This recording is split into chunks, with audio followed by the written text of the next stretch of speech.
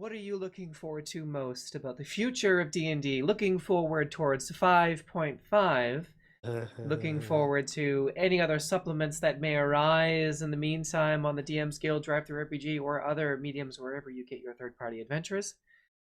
With D&D experiencing a true renaissance in 2020 and 2021, what is it that you all are most looking forward to, if anything? I think for me, I will just defer to everyone else, because what I'm looking forward to most is quite literally just a continued resurgence and renaissance in D&D. And if the 5e rules could be polished up just a little bit to make it a little bit more streamlined, that sounds good to me. It seems like the core of 5e is going to be kept what it is, and 5.5, to my knowledge, is just going to be sort of a supplement to that. But we don't have access to the material, so all I'll say is I just hope that this game will continue to experience the popularity that is much deserved and many years in the making. I'm gonna agree with that. About it. Yeah, go on. I was just gonna say I would completely agree with that. Again, as being somebody who's joining D&D as part of that renaissance, that it continues to put the gatekeeping side of the community behind us. That's a thing of the past. Like, move on. Yep. You know, it's one of the reasons that I stayed out of it for as long as I did and was scared to jump in. So let's just continue to make this hobby as welcoming and inclusive to everyone, and like show them how awesome it is and how great it is to get in and do what we do, and you know, meet other people, bring people together. That's really all I can ask for in the future of D&D. Yep. And we could let Ernie Gygax scream in the corner all he wants. There you go. So, I mean, I'm pretty sure that they will do this. Like, you know, all the little updates in all these supplements, especially for players with ancestries, and instead of there was in Tasha's Cauldron of Everything, right? Yes. The possibility, the opportunity to make your own stats for custom raids. lineage, Tasha's custom lineage. Yep. And then there's also Draconic Ancestry updates in Fizbins. But as far as all of the custom racial features, the custom lineage, as it's called, that's in Tasha's. Yeah. So that's pretty cool. I want to all the best stuff from the current supplements to be packed in the player's handbook, so that you don't have to have 5 different books to create a character. That's the other thing, is condensing the books. Yeah, but I think that's obvious. I mean, why else they would revisit the player's handbook? I hope. Perhaps a spell, a magic system. Maybe they will do something. I doubt it, because it never occurred in any Unearthed Arcana or something. For some reason, new players seem to be very confused with the spell mechanics. System, yeah, I was.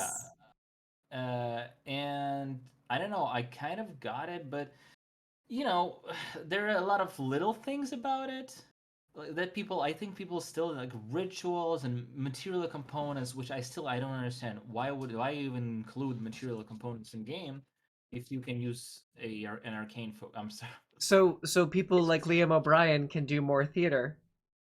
Yeah. I love, but you know what? I would just. It was really confusing to me as a new player, though, the component side of things. I was like, well, where do I get all of this? Like, what do I need all of this? Like, do I have to go shopping my very first game to buy all of it? Yeah, like, it was... Well, it is very entertaining, very entertaining to see someone like Liam O'Brien or any players who are either inspired by him or who have theater background like myself to do the thing with my best Liam O'Brien impression here, where I take the bat guano and the sulfur and I smash them together in my hand and I cast Fireball. Like, to do that whole thing, there's something special about both watching someone doing that on a show intended to entertain us, A, and B, to see a player at the table do that as a DM is also super cool. I had a player like that. He kind of ignored the arcane focus on purpose, and he just gathered material components, and he would describe it. And I was thrilled to hear every time he casts a spell. So I would just get rid of arcane focus. Yeah. I don't know. I would make arcane focus like an option. Like, okay, so this is a sidebar for pussies. I don't know. Yeah, if you're here to just like hack and slash with your magic, go the arcane focus because you don't have to do that. If you're here for the storytelling inside of it, like use your components and build. Yeah, Mhm. it's Yeah, just Like options and just explaining it a little bit more, I think would make sense. yeah. yeah, my I Barret suppose Mind that shows. Sorcerer has a little tentacle, a little pickled tentacle. My DM said, "You don't need that. This isn't our Ravnica campaign." But I was like, "I know, but it's hilarious because inside jokes. I take the tentacle out and I flail the tentacle around every time she casts her Eldritch Horror spells." But go ahead, is it? The actual like breakdown of what each of the material components are for each ever given spell does Mhm. have like old timey like black magic and arcane Yes. like alchemical roots. So all of those material components are chosen for a reason to make it feel more immersive. But there's stuff about that alongside how spell scaling works with us. Like if you use a higher level spell slot, the spell will do this thing. That is another side of the spell casting system that does confuse players a little bit. So that is probably one of the rules they're going to streamline down, hopefully, but we can't say for certain just yet. I think for me, I'm reasonably sure that the big updates that they're going to make to 5.5 are just going to be new ways to play. They might try and bring it into some sort of like VR or VTT sort of deal as actually as part of the system. That's what I hear word on the street. I think that's the most likely thing, but it's not something that is going to be like a mandatory hard and fast rule, but it's something they're going to try and like angle towards potentially. Are you thinking just like rules to adapt it to those different mediums? Yeah. Most likely, yeah. I have heard Just a to be able lot to of support, chatter about that.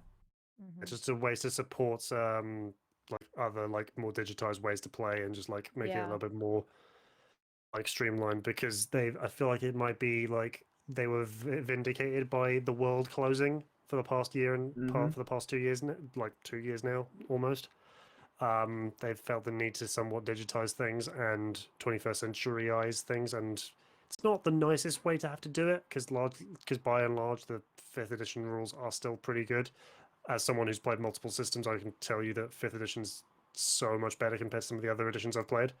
That it's not perfect, but I don't think any system ever would be. But as it's gone, fifth edition is still incredibly strong and doesn't really need much to change. But if there are any quality of life things they want to improve, then it should be welcome. Yeah, I think the main. I don't even want the 5e to change. I just wanted to be like better, like structurized. The thing about material, the presentation of the rules rather than the actual rules, like how are they worded and stuff like that. What regarding of some new stuff that I would like to see, I would really like to see more like end game content, uh, adventures for like 15 level, 20th level. And Yeah. like not a single campaign of mine like was played past like 15th level. Yeah. Everything stops Uh, around 11 to 15ish, and that's stretching it. Can I put a little like an earworm into you and just Yeah. say that since you really loved like the high fantasy boss monsters, maybe you should write the material for those high Yes, make level some characters. epic tier bosses. Because I think another thing that I've heard like quite credible like no smoke without fire style rumors is that they might push the classes up to level 30, which makes even less sense to me, but that is a possibility. How very I mean, World Because a of lot of Warcraft of because them. a lot of other systems have had their characters go up to level 30, so I'm be like, okay, so we'll need something to create true endgame stuff, but what Yeah. would that even look like in 5th edition? That's wild. I mean, there's probably like 2 people on Earth who leveled their characters to level 20, and because of that, I would imagine that it's like crazily unbalanced around those levels. No, it is. It really is because you need like multiple like challenge rating. As if challenge rating means anything. Challenge rating like 23 plus monsters just to make the encounter close to balanced. It Or would definitely just be a content maker's niche to fill though, because I do think that there are people who want to create characters that have like they are already a hero. They've already gone through a lot of that initial stuff. And so starting at something that's, higher even and going from there. I don't know. I've come across people who want to start off their characters with some pretty epic backstories, and I think having something for that higher level would make that doable. If you want to start off at 15, you start off at 15. Like, whatever. Do you? I'll do it. I said that I would. That setting that I was talking about, Yeah. I'm gonna make it. Yeah. We have inspired Yuki. Hooray! If only you knew some interesting people at a local podcast discussion who are willing to test for you. I know, right? Well, anyone have any final closing thoughts on 5.5, the future of D&D? Anything we've talked about? Just glad that there's enough support for D&D to have such a strong future and such a vibrant community willing to play 50 plus years on. Yeah, seriously. Agreed. Well, I think that brings us to the conclusion of our DM Roundtable 2021. And I want to thank all of our wonderful panelists and content creators for joining me. Stay tuned for join us in 2022 in January, where we will have a DM State of Actual Play live stream with individuals and representatives from Dork Tales, Devil's Luck Gaming, and TPK Roleplay, which I am very, very excited about. We have the one and only The Conry from Devil's Luck Gaming, and we have Luca Locke from Dork Tales, and Kelly from Dork Tales, and Luca Locke from TPK Roleplay. So very excited to host this next event, and thank you all again for joining each other here on the DM Roundtable. Thank you for having us, and thank you for hosting us. Yes, last but not least, would everyone, again, rolling out the red carpet, to quote Hot Ones, go ahead and tell us where the lovely people of the internet can find all of your amazing content. Well, I'm Worldbuilding Woman on TikTok. That's where you can find me. And then Worldbuilding Weirdos on Twitch is where all of my community's stuff will be streamed here starting in the new year as well. So Awesome. Thank you, Liza. You can find me on Lutes Dice YouTube channel, all sorts of social media platforms, Patreon, Facebook, Twitter. Yeah.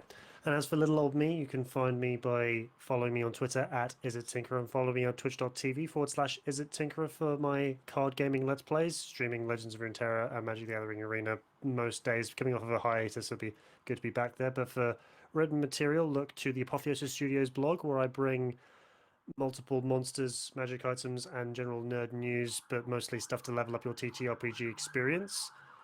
On the Apotheosis Studios blog, look to runeterraccg.com for news and decks on the League of Legends themed card game, and to my own website, Fantastic Universes, for gaming news, interviews, and opinion pieces, as well as the host of the Hostile Takeover podcast, where I and often Essie of Eryn Spencer Productions talk about Dungeons and Dragons, as well as general gaming news across whoever I can find between myself and a very special guest each week, as well as various other podcasts that I put out on fantasticuniverses.com and Fantastic Universes on Patreon.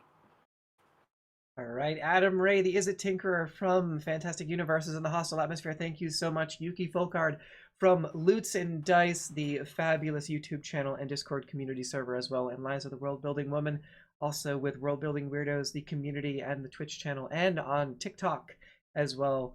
It has been an absolute pleasure. As for us, you can find us twitch.tv/ESPDND every other Saturday for our Tomb of Annihilation actual play live stream, to be replaced at the end of the campaign by our Heaven's Fire homebrew.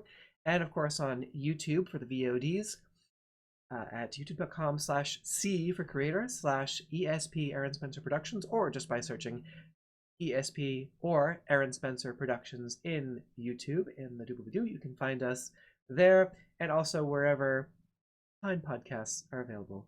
I love saying that. But thank you all for joining us. All of everyone's social media will be in the description below in the links. And until next time, be gay, commit crimes, love each other, and peace out, witches. We love you very much. Goodbye, everybody.